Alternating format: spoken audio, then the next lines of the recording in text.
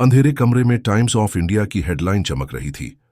मुंबई के युवा उद्योगपति राघव सक्सेना ने एक और मिसाल कायम की, और उसी कमरे में वही राघव सक्सेना जिसकी तस्वीर हर बिजनेस मैगजीन पर छपी थी, नींद की गोलियों का पैकेट घूर रहा था। हवा में ताजी सफलता की खुशबू थी। शैंपेन के खाली बोतल टेबल पर रखे थे, और एक आदमी जो बाहर से पूरा था, अंदर से बिल्कुल खोखला हो चुका था। बधाई हो मिस्टर सक्सेना, घड़ी की टिक टिक में भी उसे अपने सीईओ की आवाज सुनाई दे रही थी। राघव ने मुस्कुराने की कोशिश की, लेकिन शीशे में अपना अक्स देखकर सोचा, क्या यही वह राघव है जिसे मैंने बनना चाहा था? वह एक रॉकेट की तरह ऊपर उठा था। आईआईटी दिल्ली से इंजीनियरिंग, फिर अमेरिका से एमबीए, और अब महज 32 साल की उम्र में मुंबई के एक मल्टीनेशनल कॉरपोरेशन का वाइस प्रेसिडेंट। हर जगह उसका नाम गूंजता था। इकोनॉमिक टाइम्स से लेकर फॉर्च्यून इंडिया तक, every young Indian to watch, 30 under 30, चौली अंडर 40, जैसे उसके नाम के आगे एक से एक बड़े अवार्ड्स लगने का सिलसिला कभी खत्म ही न होगा। उसने कंपनी को नए मार्केट्स में पहुंचाया था, रेवेन्यू दोगुना किया था, और अब उसके सीईओ बनने की चर्चा थी। राघव की छवि एक परफेक्ट, प्रोफेशनल और अमीशन ड्रिवन यंग एग्जीक्यूटिव की थी, जिसके पास हर चीज थी, पैसा, पावर, प्रेस्टीज। बस एक ही चीज की कमी थी, खुशी। राघव के लिए हर दिन एक ऐसी परफॉर्मेंस बन गया था जिसमें वह खुद का किरदार निभा रहा था। सुबह 5 बजे उठकर जिम, फिर मीटिंग से मीटिंग, लंच पर भी डील्स, शाम को इवेंट्स और रात को लैपटॉप पर प्रेजेंटेशंस। हर जगह वह वैसा ही दिखता जैसा उसे दिखना था, confident, innovative, smart. Raghav sir का आइडिया हमेशा अलग होता है, उसके जूनियर्स कहते। राघव की रणनीति ने कंपनी को कहां से कहां पहुंचा दिया, बोर्ड मेंबर्स कहते। लेकिन कोई नहीं जानता था कि जब राघव अपने 4 करोड़ वाले सीव्यू अपार्टमेंट में अकेला होता, तो उसकी आंखें खुली रहती और दिमाग एक अजीब से खालीपन से भर जाता। बाहर मुंबई की रोशनियों से जगमगाता समुद्र, और अंदर एक ऐसा आदमी जो अपने ही जीवन में अजनबी हो चुका था। एक दिन एक अनजाने डर ने राघव को घेर लिया। उसने महसूस किया कि वह ठीक वैसा ही हो गया था जैसा हर रोबोट कॉल करता है, हम आपके समय की कद्र करते हैं। बिल्कुल झूठी और ऑटोमेटेड समझदारी।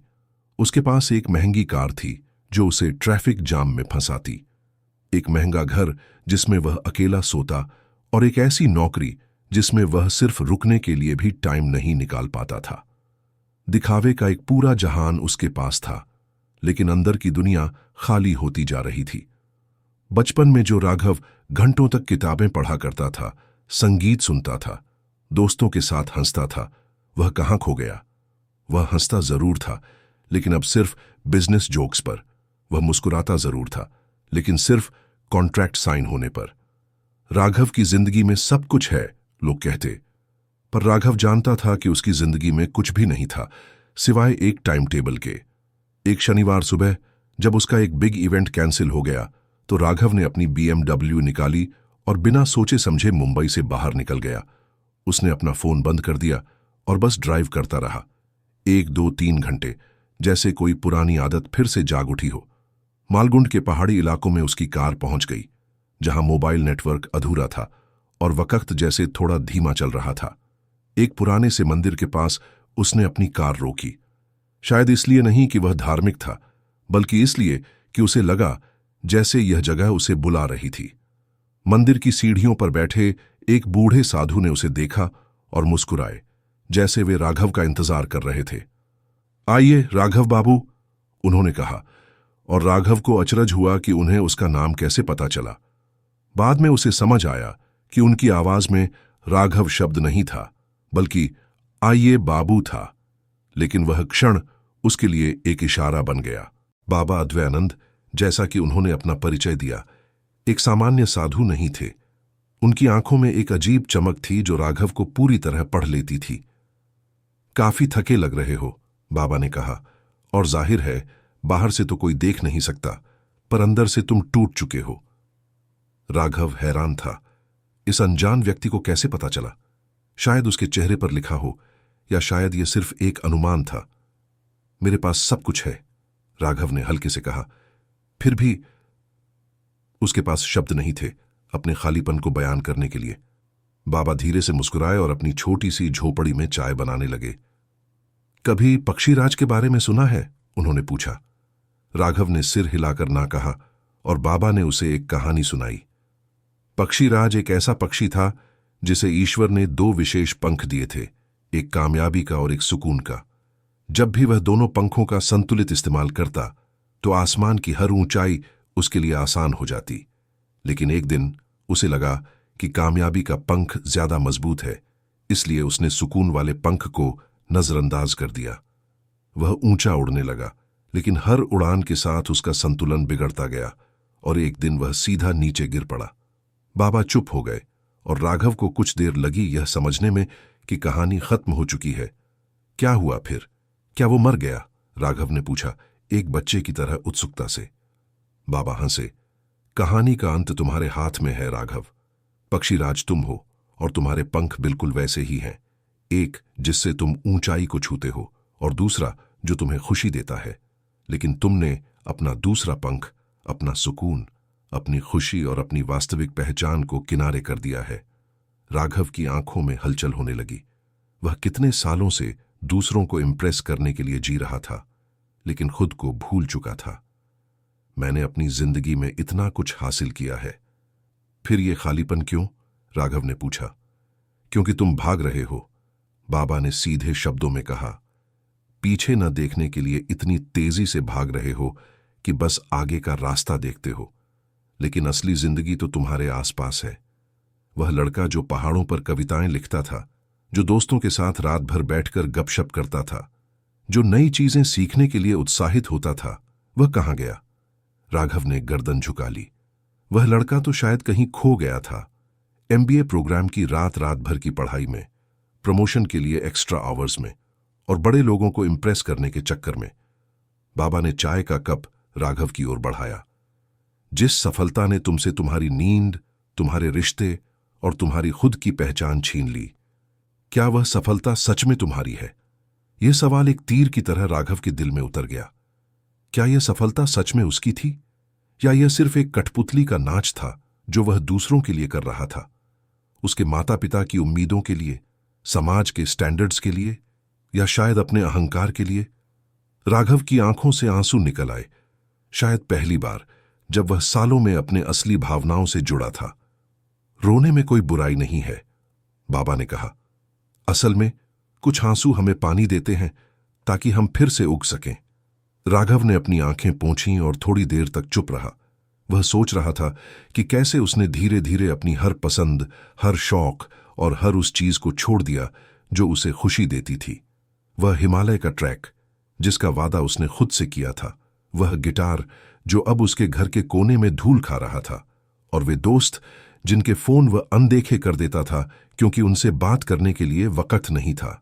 जितना सोचता गया उतना ही महसूस होता गया कि कैसे उसने जीवन के सबसे कीमती पलों को बाद के लिए टाल दिया था, एक ऐसे भविष्य के लिए जिसकी तारीख कभी नहीं आती।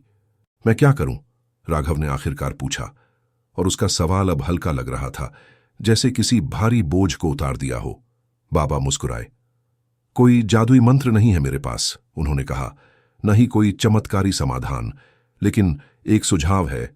हर दिन खुद के लिए 1 घंटा निकालो, सिर्फ अपने लिए, बिना फोन, बिना मीटिंग्स, बिना किसी मकसद के। उस वक्त में बैठो, चलो, पढ़ो या बस खुद से बात करो। पहले अजीब लगेगा क्योंकि तुम इतने सालों से खुद से दूर भाग रहे हो, लेकिन धीरे धीरे वो राघव जो कहीं खो गया था वापस आने लगेगा। राघव ने सिर हिलाया। 1 घंटा अपने लिए इतना मुश्किल तो नहीं लगता।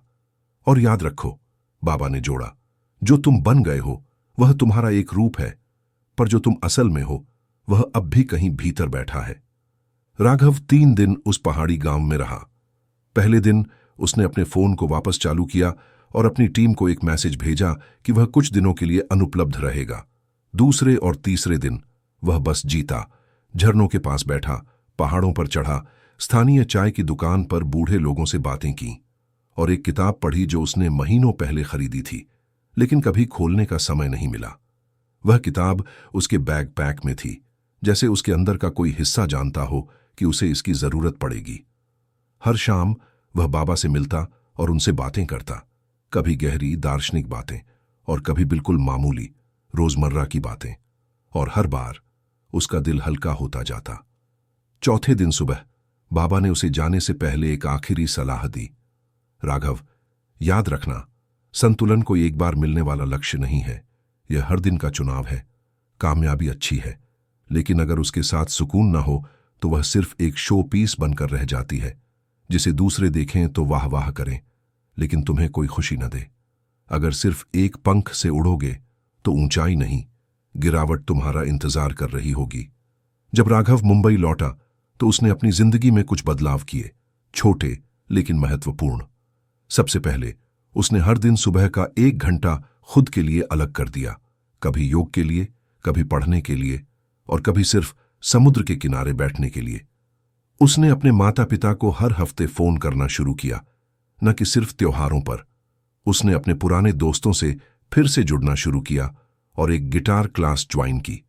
ऑफिस में वह अभी भी वही प्रतिभाशाली और फोकस्ड एग्जीक्यूटिव था, लेकिन अब उसके चेहरे पर एक अलग तरह की शांति थी। वह अपनी टीम के मेंबर्स को भी उनके परिवार के बारे में पूछता और देर रात तक काम करने के बजाय उन्हें समय पर घर जाने के लिए प्रोत्साहित करता। एक अजीब बात हुई, जैसे जैसे राघव ने अपने दोनों पंखों का इस्तेमाल करना शुरू किया, वैसे वैसे उसका प्रोफेशनल परफॉर्मेंस और भी बेहतर होता गया। जब मन शांत था तो दिमाग ज्यादा क्रिएटिव और फोकस्ड होता था। 6 महीने बाद राघव को सीईओ बनने का ऑफर मिला, एक ऐसी पोजीशन जिसके लिए वह पहले अपनी पूरी जिंदगी दांव पर लगा देता। उसने ऑफर स्वीकार किया, लेकिन अपनी शर्तों पर। हर शुक्रवार को वह मल्टीनेशनल के ग्लोबल टॉप हेड्स के बजाय अपने शहर के युवा स्टार्टअप फाउंडर्स के साथ एक सत्र आयोजित करेगा। इस सत्र में राघव हमेशा एक ही कहानी सुनाता, पक्षीराज की कहानी। वह उन युवा उद्यमियों के साथ अपने अनुभव साझा करता जो ऊंचाई के लिए हर चीज कुर्बान करने के लिए तैयार बैठे थे। मैंने जो कुछ कमाया है उससे ज्यादा मैंने खोया है, वह उन्हें बताता, और अब मैं जो सबसे कीमती चीज अपने साथ लेकर चलता हूं वह संतुलन है। वह उन्हें सिखाता कि कैसे प्रोफेशनल सफलता के साथ साथ पर्सनल सुकून भी जरूरी है। अगर सिर्फ एक पंख से उड़ोगे तो ऊंचाई नहीं, गिरावट तुम्हारा इंतजार कर रही होगी। अब जब लोग राघव के बारे में बात करते तो वे उसकी कामयाबी के साथ साथ उसकी हंसी के बारे में भी बात करते। एक ऐसी हंसी जो अब सिर्फ बिजनेस डील्स पर नहीं, बल्कि जिंदगी की छोटी छोटी खुशियों पर भी होती थी। उसका लिंक्डइन प्रोफाइल अब सिर्फ उसके अचीवमेंट्स का नहीं, बल्कि उसके शौक और परोपकारी कार्यों का भी प्रमाण था। एक मैगजीन इंटरव्यू में जब उससे पूछा गया कि उसके कामयाबी का राज क्या है, तो उसने जवाब दिया, दोनों पंखों से उड़ना सीखना। 1 साल बाद जब राघव दोबारा उस पहाड़ी गांव गया तो उसने पाया कि बाबा अद्वैयानंद वहां नहीं थे। मंदिर के पुजारी ने बताया कि वे तो यहां कभी आए ही नहीं थे। यहां कोई साधु संत नहीं रहते बेटा, पुजारी ने कहा, यह तो बस एक छोटा सा मंदिर है। राघव ने मुस्कुराकर आसमान की ओर देखा। शायद बाबा कोई देवदूत थे, या शायद, और यही सबसे ज्यादा संभावना थी, वे उसके अंदर का वह हिस्सा थे जो कभी खो गया था और जिसे उसे फिर से खोजना था।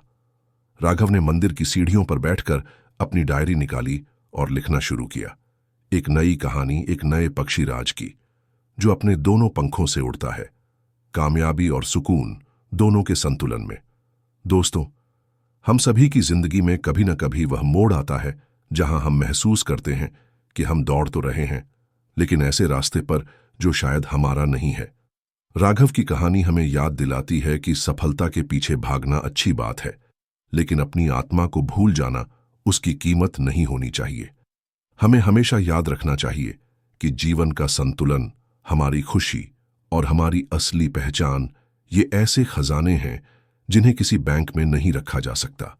अगर आपको यह कहानी पसंद आई और अगर इसने आपको भी अपने जीवन में संतुलन खोजने के लिए प्रेरित किया, तो कृपया इस वीडियो को लाइक करें, अपने दोस्तों और परिवार के साथ शेयर करें और हमारे चैनल को सब्सक्राइब करना न भूलें, ताकि ऐसी और प्रेरणादायक कहानियां आपको मिलती रहें। याद रखिए, अगर सिर्फ एक पंख से उड़ोगे तो ऊंचाई नहीं, गिरावट तुम्हारा इंतजार कर रही होगी। धन्यवाद।